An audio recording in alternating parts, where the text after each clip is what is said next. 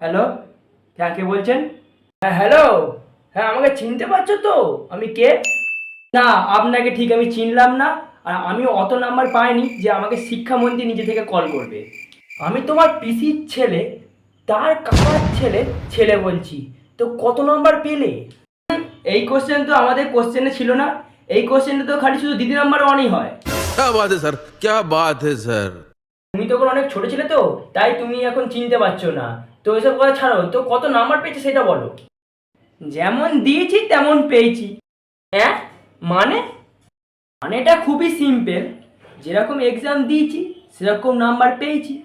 ও আচ্ছা আচ্ছা, তাও কত দিয়েছে? কত আর দেবে, যেমন লিখেছি তেমন দেবে। হ্যাঁ হ্যাঁ, ভালো লিখেছ তো ভালো নাম্বারই পাবে। হ্যাঁ, যেমন প্রশ্ন দিয়েছ তেমনই লিখেছি।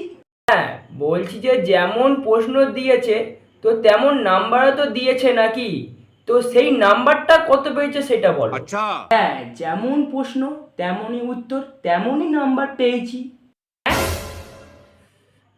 এখনকার ছেলেদের সঙ্গে কথা বলা যাবে না, অতিরিক্ত পাকা ছেলে। হ্যাঁ থাক থাক থাক, আর বলতে হবে না। আমি ফোনটা রাখছি, হ্যাঁ ভালো থেকো।